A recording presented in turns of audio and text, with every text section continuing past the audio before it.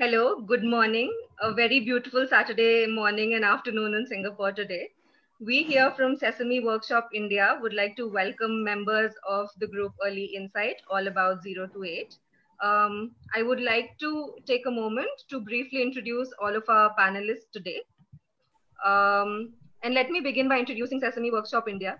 We at Sesame Workshop India have been working relentlessly for nearly 50 years on the topic of early childhood care and development for children. And in India, we've been there for 13 years with a true mission of helping children grow smarter, stronger, kinder.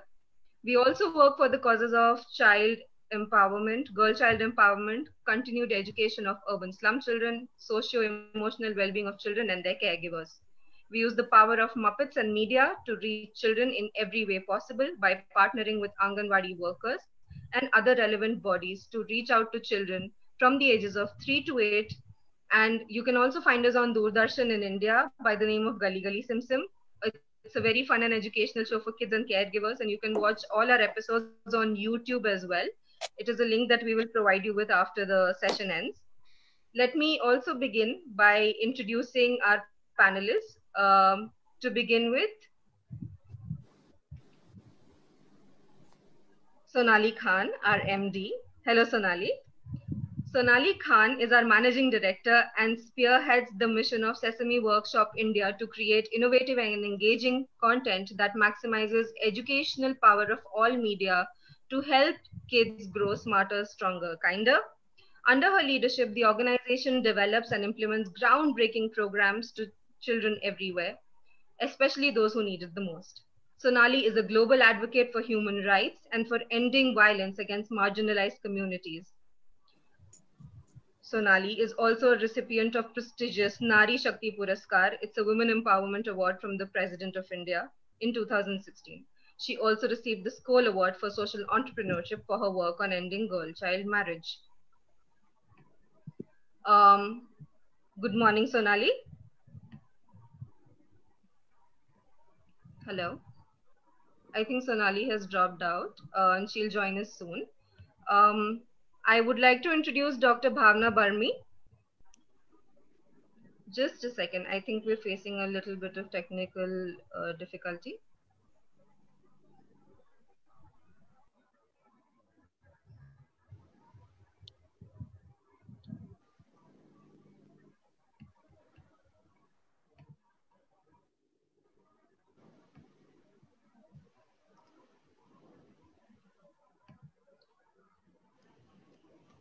Hi, Sonali has joined us back. Hi, Sonali. Hello, can you hear me? Yes, did we lose you for a second there? Snigdha, sorry, I actually lost the connection, so I'm back again. Oh, Sonali. So sorry. I hope you were able to hear your introduction that I gave to everybody in the group today and on Early Insight. Thanks, Snigdha. I'm sure you've done your best. So I'll take it from here. Thank you so much, and very good morning and Sonali, afternoon. so sorry. Yes. So sorry, I actually wanted to introduce the rest of the panelists, or if you could. Oh, sorry. Sure. Okay. Okay. So I would next like to introduce Dr. Bhavna Barmi. Dr. Bhavna Barmi is an internationally accredited mental health professional, author, lecturer, and public speaker with an extensive experience spanning over 25 years in the field of psychology. She's a recipient of many national and international awards and has presented research papers, posters on various worldwide conferences. Dr. Barmi practices a holistic approach rooted in depth psychology, life purpose mentoring, and spirituality. She spearheads the plethora of projects in corporate schools and NGOs, and she practices with Fortis Escorts Heart Institute here in Delhi and is also the founder of Happiness Studio. We welcome you, Dr. Bhavna. I would next like to introduce Surbhi. Thank you, Bhavna. So I would next like to introduce Surbhi, who is the co-founder of Early Insight, this wonderful group we are holding a session on today. And Early Insight is an online early childhood learning club where the efforts to support and encourage moms and dads of children of ages 0 to 8 is an ongoing endeavor. Parents not only get easy access to relevant information in areas of infant simulation, phonics, and creative writing, but also STEM activities. In addition, there is an endless variety of DIY activities that is available to all the parents. Last but not the least, I would like to introduce Sukhna. Sukhna Sahani. She's been working with Sesame Workshop India as an early childhood expert. She's the face behind some of the most sought after Sesame Workshop India resources that revolve around the ages of 3 to 8 and age appropriate education and aids of holistic development for children. To see a glimpse of her work, you can log on to our Caring for Each Other microsite, where you will find fun and engaging videos for children, as well as resources for caregivers to help them navigate through these stressful times. A link will be provided to you at the end of this session. Thank you, Snigdha. We welcome you all today. Thank you. We welcome you all today, and I would like to hand over the session to Sonali. Over to you, Sonali. Thank you, Snigdha. So I had a little bit of internet connectivity issues. I'm sure all of us are facing this with, being at home, all kids, family, everybody logged in. So I had to do a quick juggle for a minute. I thought I wouldn't be on. So I jumped from my laptop to my phone, and here I am. Really happy to be here this morning, and welcome to all the guests on this live. We had a lockdown, and now as a country, India is opening up in different parts of the world. People are trying to go back to what they recognize as a normal life, however changed that is.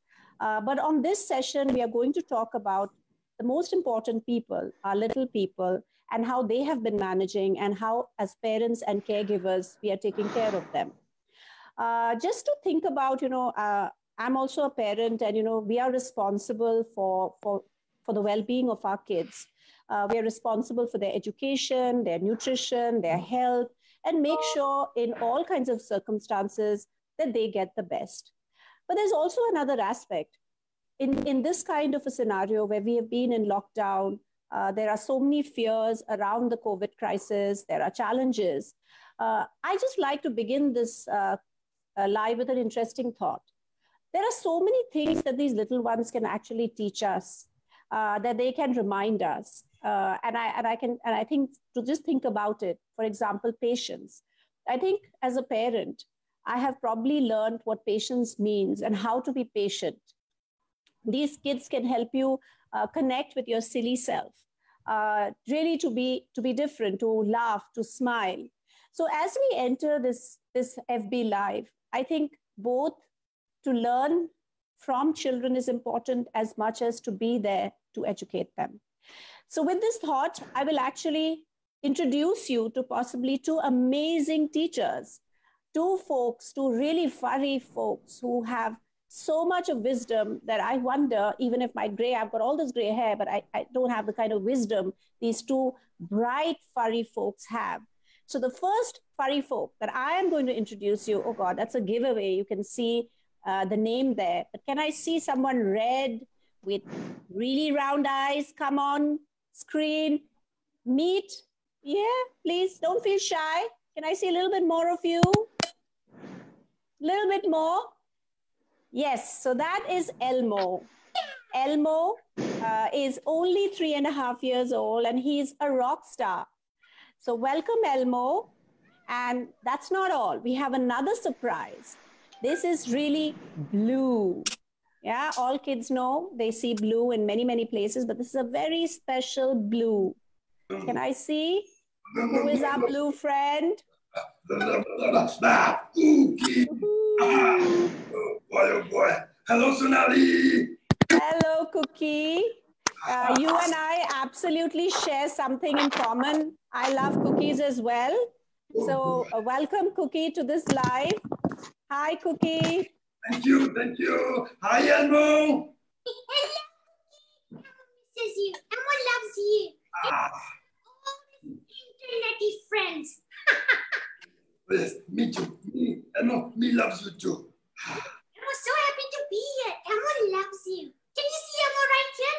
Elmo can see himself in this little box right here. Hello, Surabhi, Sonali, Dr. Bhavna, Sukhna. Hi, Elmo.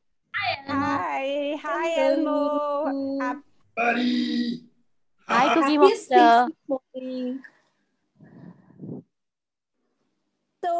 So let's start. I think we've all sort of tried to understand what it has been with kids during this lockdown, and I have Surabhi here, who is a co-founder of Early Insights, or really the founder of Early Insights. She's been engaging with parents, a homeschooler herself. So love to sort of find out from Surabhi how this, how after the pandemic sort of spread, how has this been for you and the kids in this lockdown situation? Okay. Hi, everyone.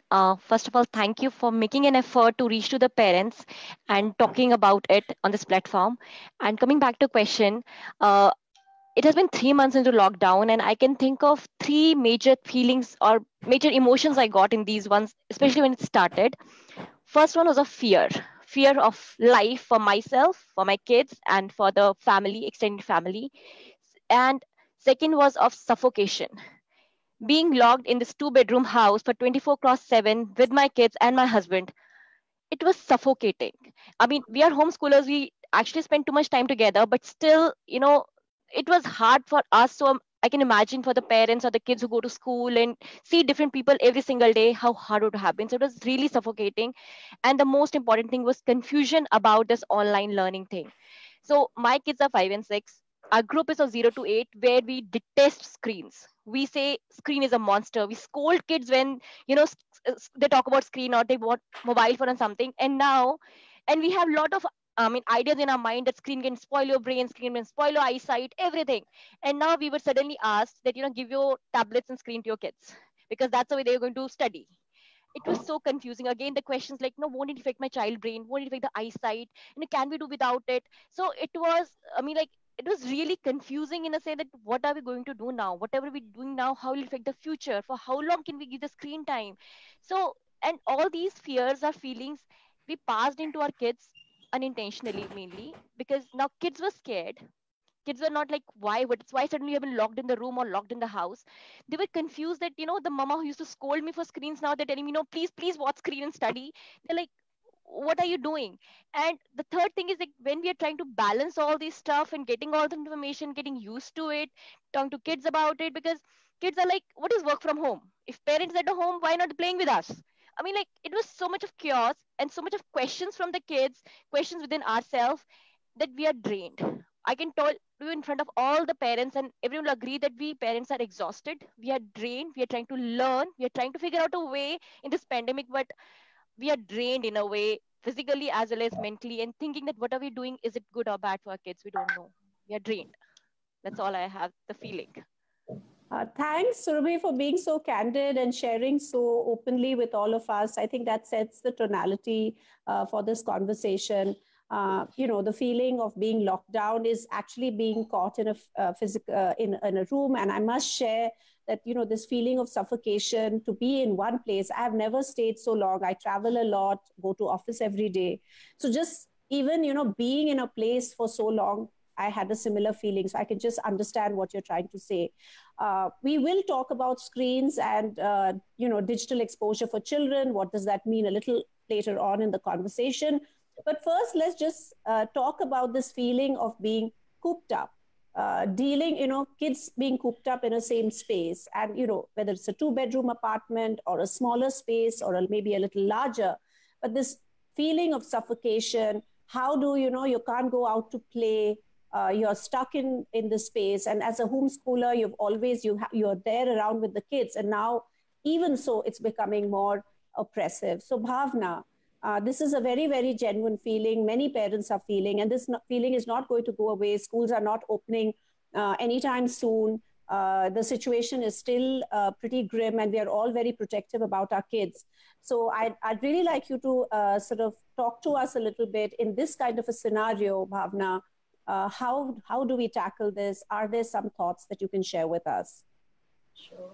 Greetings to all, and thank you to Sesame Workshop and Early Insights to having invited me on this very special platform with Shinali, with Surabhi, with Sukna, and most especially, I was very, very happy to see my dearest Elmo and Cookie, and that was, I think, the best thing that happened to me since morning. And I think Shonali and Surabhi have set the base of how challenging this phase is being.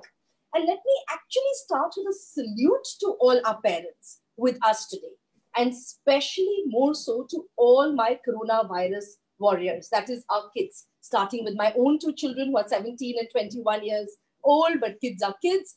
And I salute all of you because you all and we all are truly dealing with one of the most challenging phases in our lives ever. And I so agree with you, Shonali, that this is a difficult time which is adversely impacting our own well-being, our family dynamics, and like Surabhi said, even the early learning, something that was completely amiss, is being brought back by being the need of the hour, which is screen. Now, what is very important to understand for each one of us is that there is a new kind of a stress where the home is a home is a workplace, a home is a school, and home is where entertainment lies.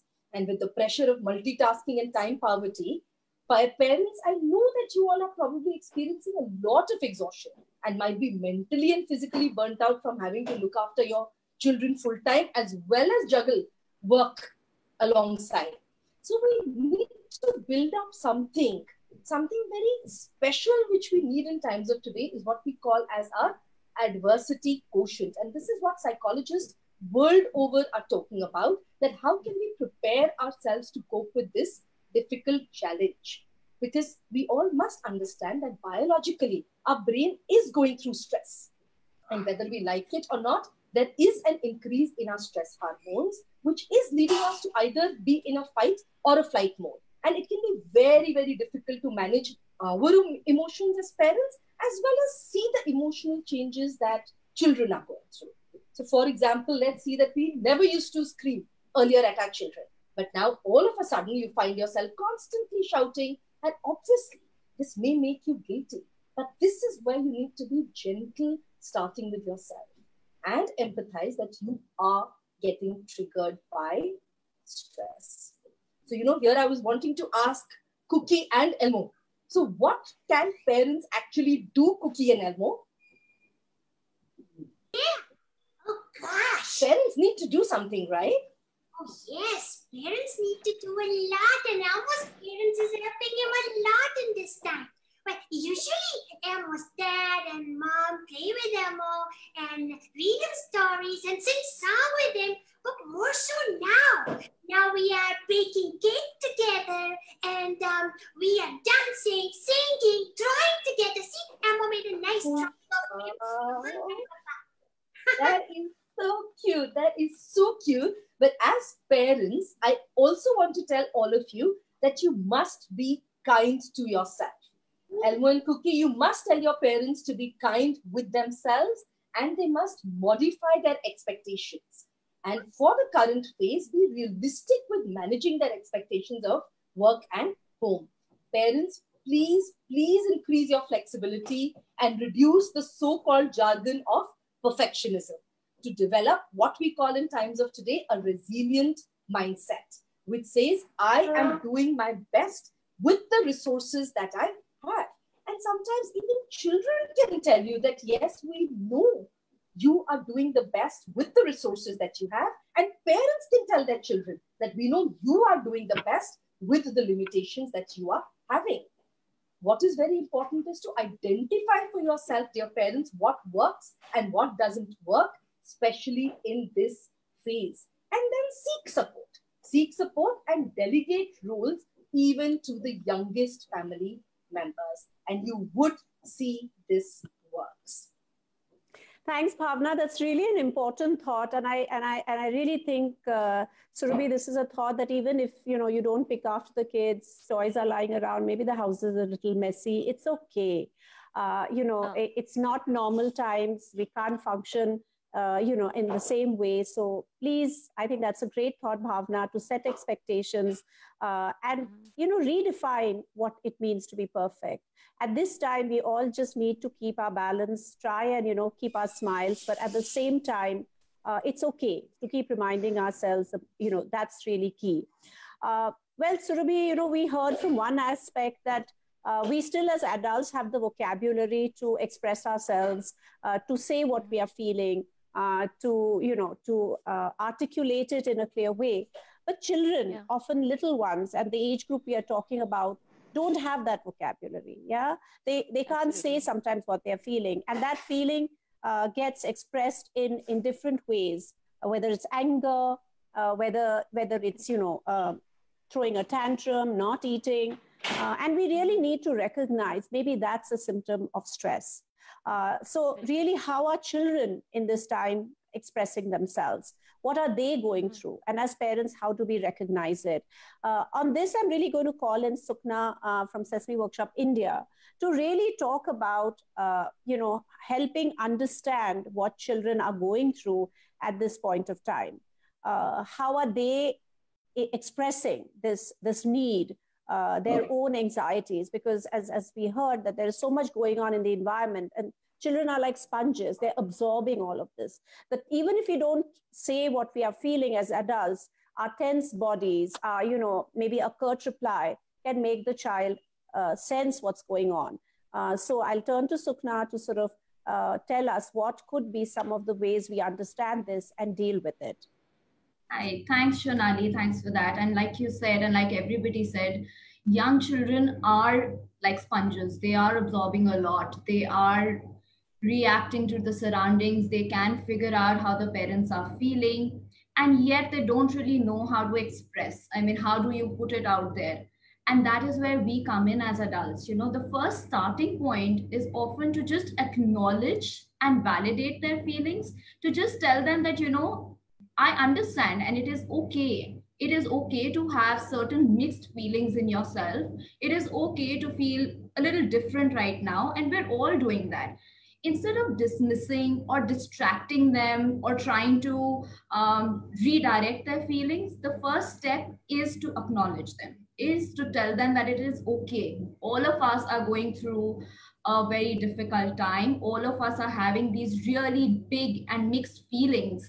And this is the first step, that goes towards a first solid step that helps children feel secure, that yes, if I am feeling in a certain way, it is okay to feel in a certain way. It's always good to help children talk about it, help them, converse on how they're feeling or what triggered such feelings or what is it that they want to do about it. I mean, is it that staying at home is bothering them, or is it that too much of TV is bothering them, or is it something like not being able to meet friends that is bothering them? Instead of just jumping on to try to deal with these feelings, it is as adults our responsibility to understand that what is it that is happening inside a child's mind and probably get them to talk about it. For younger children, of course, it is very difficult for them to put it in words of what could be bothering them. But then you can ask them to draw their feelings, or ask them to scribble, ask them to sing a song about it, or just tell them to give a hands up or a hands down. So a thumbs up is okay, I'm feeling fine, I'm okay. A thumbs down could mean, no, today is not my day, I'm not feeling so good, or I'm okay. I mean, something as simple as that can help children understand and put their words, put their emotions into words. One thing which I would, want to tell all of you on the platform over here is to be very careful, to be very mindful of not labeling the emotions as negative. The emotions are not negative. In fact, to have them is right. It is what is to be, it is what all of us are feeling. They are not problems to be solved. If I'm feeling angry or frustrated, it is not a problem. It is an emotion that I'm feeling, and this emotion is not negative. Often a lot of times what we do is we try to suppress these emotions like anger, and often it has very long-term consequences. Like girls or boys, they may be directed towards suppressing the anger or suppressing how they're feeling, and that can really have a very long-term consequence on the way children react and how they grow up to be. Instead of treating emotions as problematic, what we want to say is that the violent or the hurtful reactions that these emotions might create are it can be problematic, and let's try to talk about that. It is good to accept these emotions as temporary. We want them to understand that, the situation is such, you are bound to have these emotions, but it's okay. They are temporary. They'll go away, and they're not a problem. You can feel in very different ways about this. We just want to make sure that these emotions do not harm you in any way. They do not harm anybody around you. And this is a complex process. But just starting early, just talking to the children helps them grapple with these emotions. And when they're ready, developmentally ready to do so, you will see what and how this affects children and how effectively they're able to deal with these emotions. Like Elmo, you've been home for so long. How do you feel about it? Sukna, Elmo wants to meet his friends. And I was sad that I was not able to meet them. Elmo wants to go out and play. But Papa and Mommy say no. You can't go, Elmo. So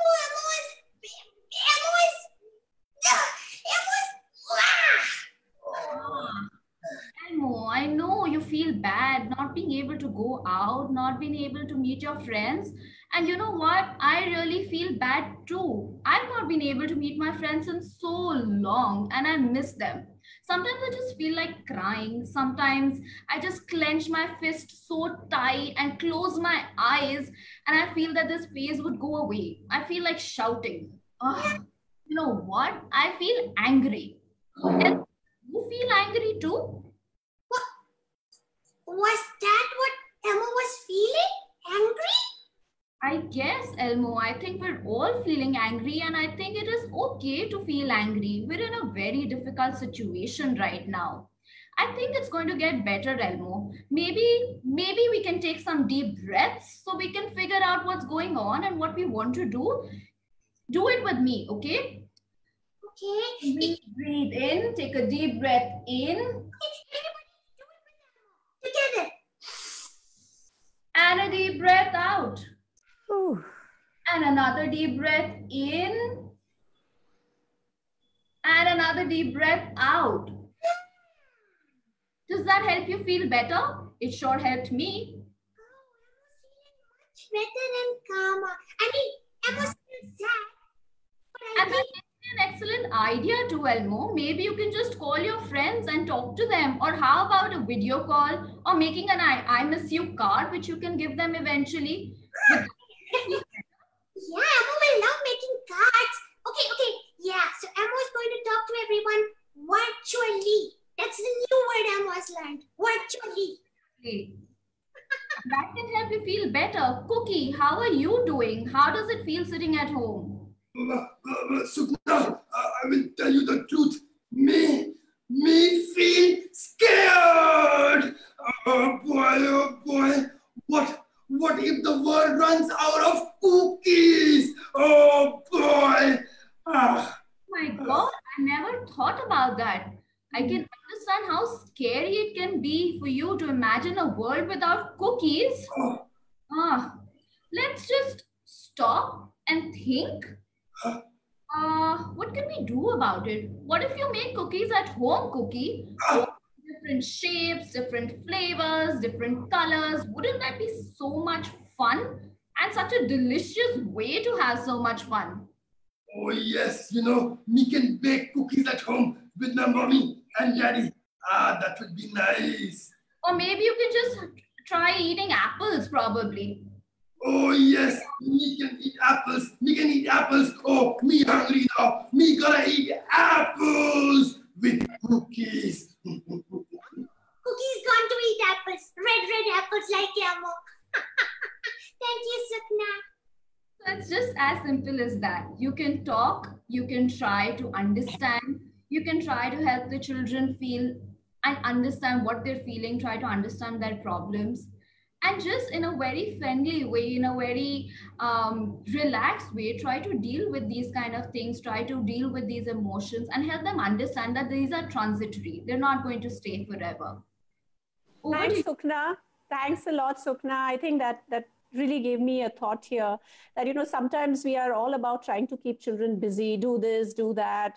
And as you use the word distract, that it's okay. It's okay to, live with that emotion, to say it's okay and not treat it negatively, and not think of the full day being busy. And I also remember as a kid, and I grew up at a time, Surabhi, the white hair speaks it all.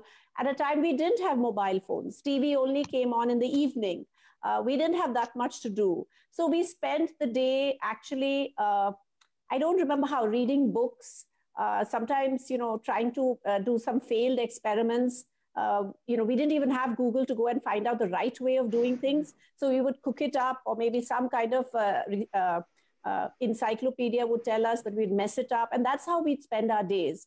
So yes, it's okay not to be super busy. Thank you, Sukna, for reminding us that.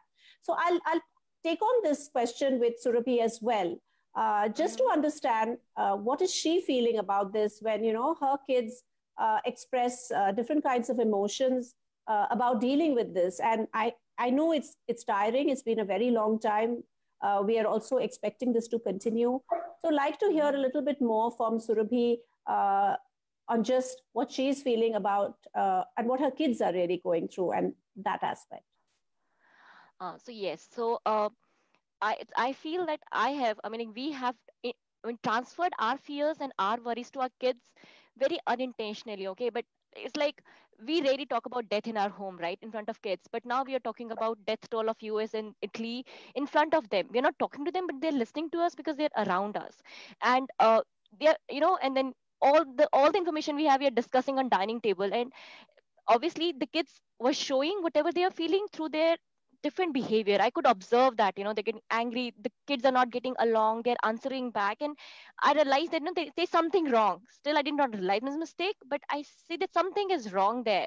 And then just try to talk to them, and I got to know they asked me so many questions which was scary to me. I'll give an example. So they had heard that old people are more vulnerable to COVID-19. So my girl asked me that, Mama, if old people are more vulnerable, so are our grandparents going to die? So it was scary. It was really scary that is something which was worrying her. Then they were really angry that, Mama, if China sent it, that why didn't we stop China? You say US is so strong, why can't we stop China? And they were like, we were talking that no cure is there, and like, Mama, you said doctor can fix everything, hospital have all the medicines, and why people are not going to hospital, and why people are not saving lives? And I could realize that how many things she's thinking and processing the data which she's getting unintentionally, unknowingly from us. And then she's trying to fix it because she's feeling helpless. Then she can't help her grandparents. She can't go out. She's scared for everyone around us. And then, one more problem I realized that these kids, I'm talking about the kids like 0 to 8 years, like 4 to 5 years, for them, the parents are like gods, Superman, Supermom who can fix everything. And she, in one teary eyed, she asked me, Mama, you can't do anything. We can't do anything about it. And I'm like, no, I'm sorry. We can't do anything about it. We just have to stay home and keep ourselves safe.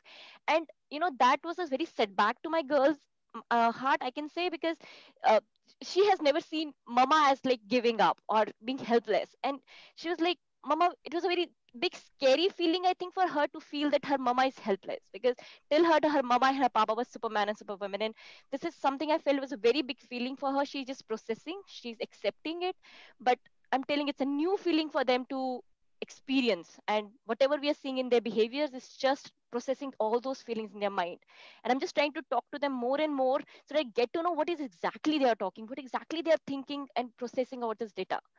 So I have a first hand experience that how kids feelings can get so scary, though we're trying to protect them with our heart, but it's not working as of now. I know, Surabhi, as parents, we really want to protect our children from all we see is difficult, give them the comforts because they are so young. You don't want to expose them to difficult situations so early on. A little while ago, Dr. Bhavna did speak about the adversity quotient. We always speak of IQ, we speak of emotional quotient. Now the whole concept of social quotient has emerged. Children need to be able to socialize, speak their mind. So there are a number of quotients, but Bhavna picked up this thing about resilience.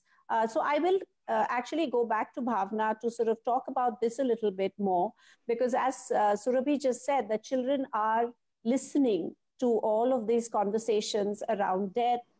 They are concerned. They are also worried that, people who they thought could take care of so many situations are also not able to handle it. So in a way, they seem more uncertain about their future. So Bhavna, what can this mean to children? And if we look at this adversity, can we help children become stronger? So yes, to you, Bhavna. Surbhi, let me start and reconnect. I can completely empathize because what you are going through is going through everybody's life.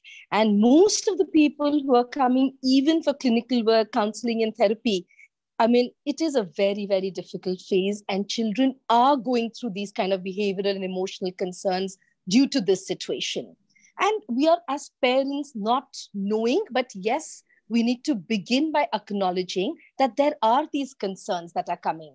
You will see your children becoming more defiant, not willing to cooperate with you, constantly having meltdowns, crying spells, throwing tantrums, exhibiting sleep disturbances, even fussy eating habits. You may see attention deficit, lack of focus in your children, even sibling rivalries can be evident. Thumb sucking, bedwetting, difficulty in toilet training, also an increased attachment, even if it is to blankets, teddies, separation anxieties. You can see a lot of all this happening. And that's why, Shonali, I completely agree with what you're saying. We do need to build up our resilient quotient. So there are a few additional quotients that psychologically we are studying. One was what I spoke about was the adversity quotient, and then is a resilient quotient. A resilient quotient is basically a mind shift at this time, which is much, much required. That one, we need to move out from the stage of stress into being able to cope. And as parents, I would like to say that start with this coping for your own self. Because remember that a calm parent, and I think Surbhi also somewhere mentioned this, that we displace our own anxieties onto our children. So remember, a calm parent is equal to a calmer child. So very important at this point of time, sit down as a family, and it's okay to share as a family the realistic expectations that you're having in this phase. It's okay as a parent to even share your vulnerabilities and express that you are also tired. You can also be stressed, and then you need a cool down or a relaxing time. So as a parent, before we come on to kids, I think take time out for yourself, which we call as me time, which is the prerequisite to building up your resilient quotient. In me time, it's a time for you to relax, for you to de-stress, keep time with your spouse to keep that relationship alive. You must remind yourself, eat well, sleep well, keep time for exercise, both physical and mental. And I think we did a very beautiful deep breathing exercise. There are some mindfulness exercises, relaxation therapies, meditations. You can pick up a hobby, renew old ones. And in fact, you can choose to do all this with your kids and family members as well. Because what is really going to help with the coping strategy at this point of time is to co-create with your children a routine with activities that they can do by themselves and also activities that they can include you in. So you will have to co-create a time which is a structured time for their personal hygiene, meals, academics, etc. Very importantly, Shonali also said some downtime where there is unstructured playtime or unstructured time with, of course, some structured playtime that you can have. And the routine that you co-create with your child, try and make that as close to the normal or the past routine that you had. And again, I want you to remember to encourage your kids to do things and play on their own, additional to the other structures that you're adding. Because this unstructured play really leads to a lot of creativity, as they would have to figure out a way to be by themselves. And it leads to a lot of good informed decision makings, a lot of good other values that we would anyways want to bring upon to the child. So I would summarize and say that follow a simple principle, which is care for your child, connect with your child, and create with your children. And just keep revolving around this. Coping will be easier for you. And like I said, a calm parent is going to lead to a calmer child. Thanks, Bhavna. You know, Surabhi is a little sharing that I'll also do. I mean, when this whole pandemic broke, we were all busy trying to get as much information and news. And, today with our mobiles, we're constantly on it. Every couple of hours, I would be reading articles, looking at the figures. And slowly I realized how stressful that was getting, morning, all the time, before sleeping. So a couple of things that I started doing is actually definitely not looking at COVID-related news before I slept, or post, say, after dinner, because it just was a downer just to see the kind of concerns. So fix a time when I wanted to read about it, more looking at more read information than visual information, because again, I was getting very stressed by that. Not saying that we don't need the knowledge and the information, but I think it's a good thing to limit it for even yourself, because the more you're reading, the anxiety levels keep growing. And that's really helped me a little bit. So that's something worth trying. So in that sense, Surabhi, there is just to manage our own, like Dr. Bhavna said, our own socio-emotional well-being, is to sort of try and be calm. It's not easy. There are so many challenges we are facing. It's not just about the infection. There are about issues around income. There are around, just managing care and concern for if there are older parents. All of that is just hugely bothering us.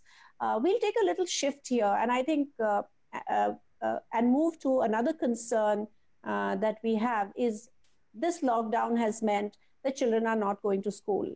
They are at home. And can that impact their learning? Can they get similar kind of stimulus at home? What's going to be the impact? And here we'll also deal with some of the thing around technology, because does it mean that, now technology is going to help educate the children? And as Surabhi said, there are a lot of concerns around this with parents. But let's call in Sukna here and really say as to, in this world where children are at home, suddenly many parents are finding themselves assume the role of teachers. They are more responsible. I'm not saying they haven't been responsible, but yeah, when a kid goes to school, a part of their learning is taken care of. But now the situation is changing. So Sukna, in this kind of an environment, how can we continuously provide children with stimulus and learning? What are some of the keys to, we are already overwhelmed with the kind of infection. We've all spoken about it. It is eating away with stress on our minds. So how can you make learning a little more playful? Will that help the learning exercise? Sure, Sonali. So, very often we worry too much about school and education and math and science and language. And we think that all this is just happening when the children go to the school. But honestly, that is not the case. Children are learning a lot more when you're around them at home. And this learning does not stop at any point in time. It is not that it is restricted to the 2 or 3 or 4 hours that the child spends in the school. It goes way beyond. The child is always learning. And now, when children are at home, it is not that the learning stops. It is going to happen. It is happening even now at all points in time. It is just that maybe we can take it to a level higher. We can leverage it. We can create those kind of opportunities for the children where they learn. And the answer is in play. That is the most simple answer. Children learn through play. Play is what they do. Play is what helps them learn so much. Play coupled with good interactions, conversations, simple fun activities, and lots of talking can do the trick. Just involving children in routine activities along with you can be a way of learning for them and a great stress buster for you as well.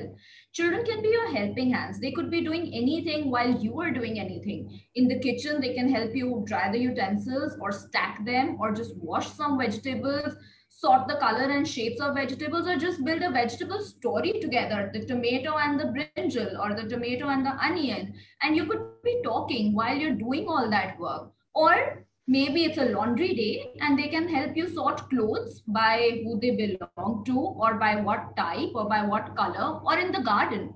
Just water the plants or paint the pots or plant a seed. These are very simple activities, extremely fun, require no extra investment of time in terms of you sitting down, especially with your child, to dedicate that time of learning about plants or learning about something, but these are great learning opportunities for children. Just supplement these very simple activities with lots of interaction. And I can't stress enough how play and interaction go hand in hand to promote and leverage learning for children. Something as simple as sorting clothes or vegetables is building higher cognitive concepts of observation, categorization, basis similarities and differences, classification, manual dexterity, just using your hands to grasp and put something aside, or a storytelling activity of vegetables, or between clothes, or between a bucket and a mug, could be a creative expression. It helps in stimulating language, higher order thinking of planning what to say, articulating it, expressing it. So I just want to stress that, learning is not something that is restricted to a school or a classroom. A lot of lessons, a lot of learning comes outside the classroom as well, comes beyond and goes beyond the online classes. Even while you as parents might be very busy, you can see everyday moments as learning opportunities. If I'm cooking, my child is there. If I'm doing laundry, my child is doing something else. And I am just talking with the child, taking that learning to a level higher. And these are very simple, playful activities. Like Elmo, I really love red color. It makes me feel so nice. Can you spot red color on the screen anywhere? What? Red is Elmo's favorite too. You can tell why. So red is right there. Right there where Elmo is. Yes, and I love red color. Can you see something circular on the screen? A circular red thing on the screen is the in Elmo's name. Huh? Absolutely, it's right there. And can you think of a circular thing which is not there on the screen? It may or may not be red. Sure, Elmo's basketball. Wow, and maybe something circular in the kitchen? An orange? Okay, and maybe while I'm talking to everybody, you can just take a run around the house and see what other circular things you can find. Okay, Me also go and find the round circle things. You know what they are? Cookies! Cookies are round. And Cookie, tell me, while Elmo does this, can you tell me if you had 3 cookies and you ate up 2, how many would be left? Let me think. Me have half a cookie left. You know why? Why? Because I shared the last one with you. Thank you, Cookie. That is so thoughtful and kind of you. You're such a good friend. Sharing is caring. Yes, it is. Excuse Elmo. Yes, please. Elmo found 3 things that are circled in the house. 1, coaster. Okay. And number 2 is a bottle cap. Wow.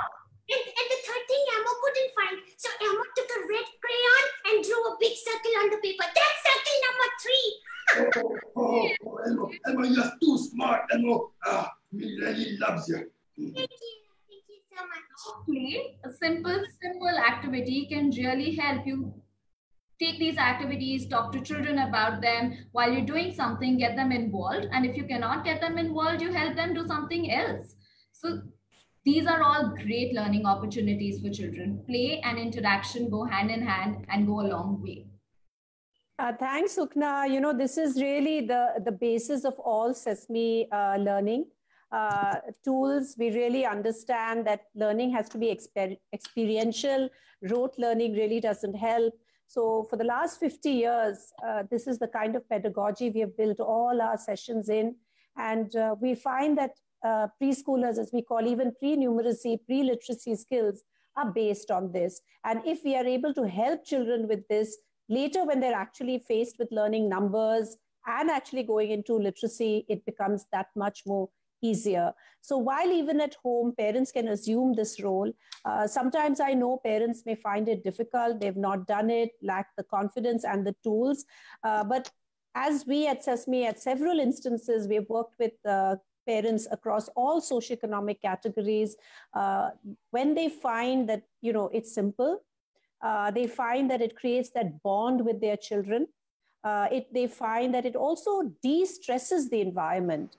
Parents have taken to it and they have really enjoyed it because they can be silly, they can enjoy themselves. And as I said, it can de-stress the environment completely. But I do want to go back to one of the aspects that Surabhi raised right up in front, and I'll place this question in front of both Bhavna and come back to Sukna also a little later, that at a time like this, and especially for little kids, we've tried to keep them away from technology and screens, or we've at least limited the screen time. And now, we sort of are putting them in front of screens because sometimes just to keep them quiet or manage them while we go off to do something that is important, and even if it's cooking or any other chores, so at least for a while the child is watching the screen, which is not something we want to do, and land up feeling fairly guilty about it. So in this kind of a circumstance, Bhavna, Sukna, if I can hear from you, the screen as you're saying it, how do we sort of rationalize it in our minds as we are dealing with children under these really unprecedented times? Yeah, Shonali, I think this is a new normal. And a part of the normal, like we started in the beginning, saying that something that we did not want as a part of our child's life is becoming imposed or being a part of the experience, which is what we call as screen. So ideally, what I would bifurcate is that there can be three types of digital use. One, we need to acknowledge that in this new normalcy, digital use is also for educational purposes. So this refers to the online classes, which has become the new norm. We're not talking about the good or the bad, but we need to acknowledge that online classes or classes for learning new skills or hobbies has become a new norm. So one should consider this as a new form of learning and in fact encourage the kids to adapt to it and make it a constructive part of their schedule. As far as the second bifurcation could go, it could be the social usage. This is especially important during these times of social distancing as it keeps us socially connected. And for our children, peers are very important. This family connect is very important. And thereby, the digital use for socialization again becomes a part of what we need to adapt to. And the third usage could be entertainment, especially for the use of even, maybe social media or gaming. But we as parents need to monitor this so that the kids are not exposed to inappropriate material and keep it in balance so that overconsumption does not lead the kids away from other constructive activities and family bondings, as it can also take them towards addiction. So very important to co-create a balance where we can have some bit of screen time introduced to them. And I really like what Sesame does, and which is inclusion of real-time play as a part of learning. And quickly, I want to summarize 6 types of play that all of us can, as parents, can actually inculcate with a psychological bent. So one could be play with some body movements, because we have body movements. So that's one. Because moving our bodies, we also move our minds. And psychologists believe that innovation, flexibility, adaptability, and resilience all have their roots in movement. Thus, even things like jumping, running, throwing are extremely important. There is also a second aspect, which is called object play, where we start playing with different objects, which helps the brain develop. And third is pretend play. I think it's very important to encourage children to have this full imaginative play, which is again very highly stimulating to the mind because it expands our playing with imaginary friends. So we pretend. An extension of pretend play is your social play, where, we've all gone through the teacher, the doctor kind of experiences. And we add it on to ritual play, which is celebratory play. And this, I would like to say, is very important today because this is keeping our social patterns in check. So for example, even if we are having some birthday party, or a birthday celebration, which is happening in times of today, you can actually, and you can let the children lead this. And I think Sukna very beautifully spoke about storytelling, which I also as a psychologist would say is one of the most powerful human tools to understand and help understand life's lessons. So I think when we balance screen time with a lot of this playtime, we are very, very good to go. Thank you, Bhavna. Really, I know we are quite running out of time, but I'll just ask Sukhna if she wants to add anything to this, because I know this is a deep concern for parents. Yes, absolutely, Shonali. I totally agree. And thank you, Dr. Bhavna, for laying it out so clearly. I mean, yes, in the times that we can definitely not say a zero to screen time, but we can surely regulate it. Regulate it in terms of time, regulate it in terms of probably creating those no use of phone or no tech zones where you cannot bring your phone, or the times of the day when you're not using your phone at all. Parental controls are extremely important. It is very, very important to be mindful that while children are engaging with technology, while they're engaging with laptops and phones, you have to be around them. You have to be there to make sure that there is no misuse of technology, and children are safe while using them. And another thing, while you're exposing children to technology, while you're exposing them to content, obviously be mindful of what they're looking at and how much of it they're looking at. It is also very important to supplement this with an interaction. Like I've been saying, interactions are really important. Talk to children about what they see and what they understand out of it. And this will also help you get a sense of what children are, visualizing when they see, or what they're understanding of what they're seeing. If it is obviously a very child friendly program, you can talk about it. You can take the learning to a different level. You can ask things. You can help understand. Conversations, interactions go a long way. And this has to become a part of your screen time. So when you've seen something, when the child has seen something, it could be a song, it could be an episode, it could be a cartoon program, it could be anything. Talk to your children about it. Ask them what did they see and how did they find it, and what did they learn out of it, or what did they see the characters doing. That is going to take the value of screen time potentially high.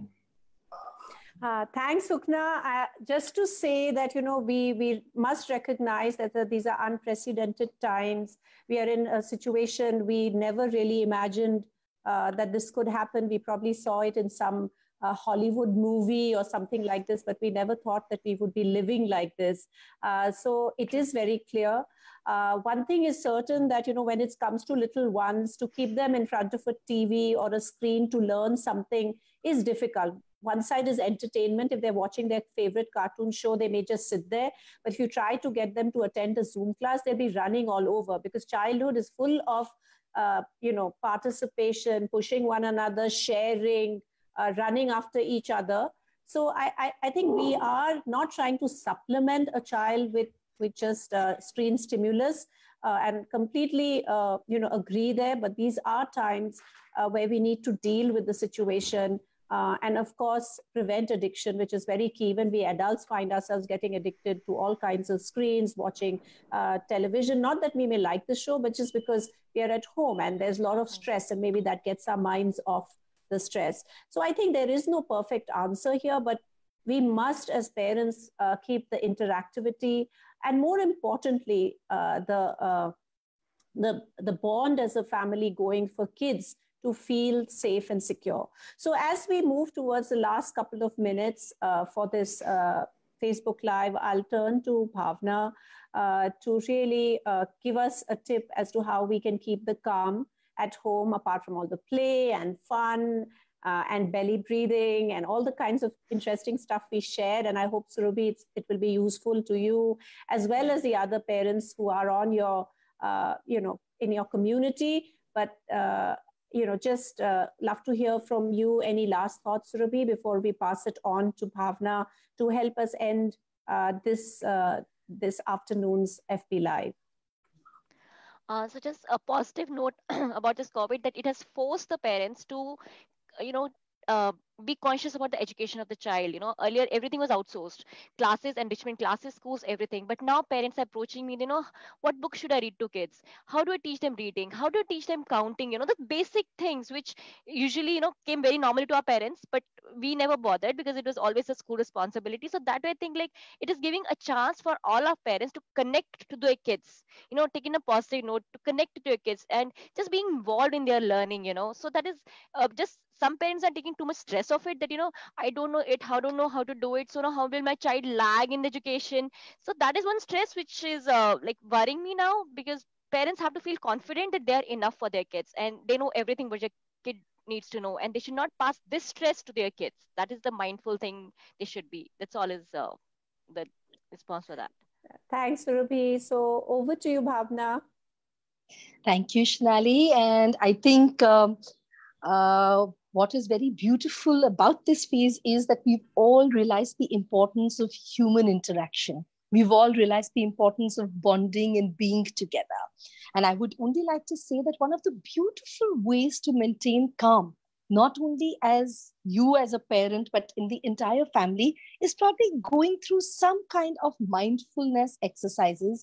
Either you begin the day with it, or you end the day with it, or you do it as many times as you want, because some of these don't even take more than few minutes. And when you do it as a family, which is what actually I wanted to end this session with, it becomes very, very meaningful. And you must remember, family means the inclusion of the mother and the father. And dear fathers who are with us on this platform, and dear mothers who can deliver this message, please remember, fathers, you are not bystanders in parenting. You are the parents. So don't wait for your roles to be delegated to you. Be proactive in your parenting and be a formulation of how you and your partner would like to take this parenting on, because right now is a challenging phase and we all need to maintain the kind of stability so that we can take this on in a more beautiful phase and create a more or a better new normal than what we can anticipate. What I would like to say is that maybe all of us, if all of us are here together as a family on the screen, you can probably come and sit down together. And all that you need to do is just make a small circle, if it's possible now, or take it as a learning when you get back to where the family is, where you are, your spouses, elders in the family are, children in the family are. Just all of you sit down in a circle in the most comfortable space. And one example of mindfulness, and there can be many that you can practice, just your commitment that you must practice.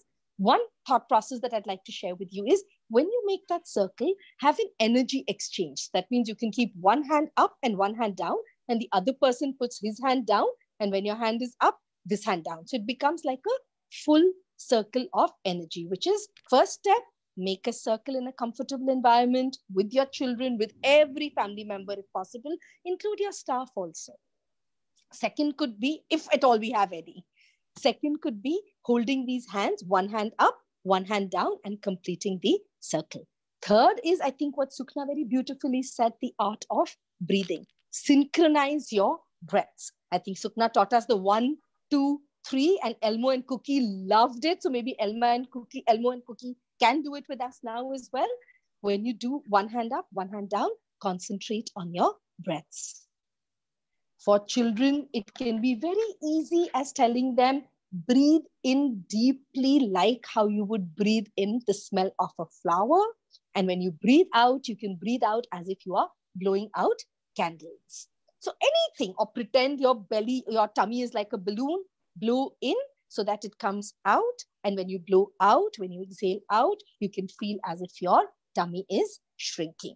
So third step becomes concentrating on our breathing. Hands are still here. We are breathing. The ratio that you can actually encourage is 5 when you breathe in. Count of 1, 2, 3, 4, 5 when you breathe in. Maximum you can go up to is a count of 10 when you hold it. Breathe out for another count of 5 and hold that breath out for another count of 5. So just try and do it with this ratio, because this is a very calming ratio that physiologically de-stresses, relaxes, and calms us. Fourth step, you can start with affirmations. One person can take in an affirmation every day. So you've got your hands like this. You can have your eyes closed. You can have your eyes open, and you can breathe. Breathing itself will bring normalcy and energy balance. Sometimes some people are high, some people are low. It will equate it. And when you breathe in, you can breathe in an affirmation. The affirmation can be as simple as when I'm breathing in, I'm breathing in relaxation. Hold that relaxation. Let it spread to all parts of your body. When you breathe out the tension. You breathe out the stress. You breathe out whatever you don't want. So either one person can take a lead and do it on one single day and repeat it 7 times of deep breathing with the affirmation, I'm breathing in and I'm breathing out. Or each of the family members, because children need attention. They need to, they need to be a part and involved. So each of the family members can take up one affirmation. So I say, I want to breathe in relaxation. My baby can say, I want to breathe in love. Another child can say something else. So breathe in and breathe out. And the moment you do it 7 times, you don't even need to time test it. By the time you open your eyes, there is going to be a equanimity of calm, peace, and harmony in yourselves. And I really trust each of you to experience this and involve it as a part of your life. Fantastic, Bhavna. That was really lovely. And as we close the session as an affirmation, we can't do the hand holding because we're all virtually disconnected. But just as we breathe in, let's give an affirmation and then we'll close the session. So I'll ask Sukhna if you can lead us through this affirmation. Like when I'm breathing in greenery, and we can pass it around. So Sukhna, will you lead Elmo, Cookies, Surabhi, all of us through this breathing in and out affirmation? I just love the idea. Thank you, Bhavna. My pleasure. Bhavna, it was really an amazing idea, and I'm totally going to get started with it. And I'm breathing in lots of flowers and fragrance and good smell. Let's all breathe it in then. Let's breathe with you, Sukhna. Yeah? Okay. So, let's take a deep breath in. And Sukhna, you lead us. Yes. Flowers and fresh, natural smells. Okay, so let's ask Elmo now. Elmo, what are you wanting to breathe in? What beautiful emotion? Yeah, Elmo wants to breathe in happiness. Yes. Oh. And Elmo wants to breathe out sadness. Elmo doesn't want to be sad. Oh. Thank you, Elmo. That's beautiful. Let's ask Surabhi, what does she want to breathe in and out? I want to breathe in calmness and I want to breathe out anxiety. Come, let's do it together. Lots of calmness to everyone around. And I want to breathe out all the anxiety in everyone's mind.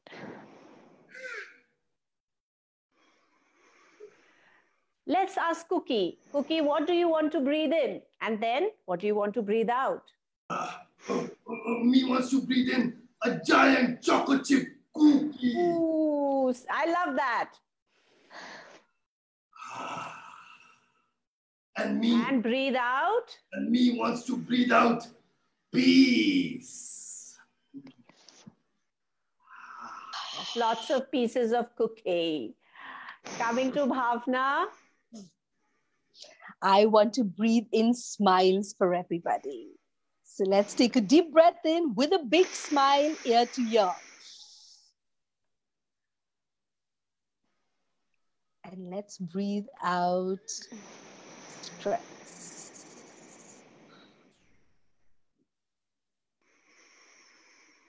Thank you so much, everyone, for joining us on this absolutely lovely Saturday afternoon of sharing, of really talking about, things that we can do to manage ourselves and our kids through this tough time. A special shout out to Elmo and Cookie, who are always a dear to add that colorful, fun quotient which we need apart from all this IQ, EQ, SQ, AQ. I think we should not forget the fun quotient that we really need in our lives.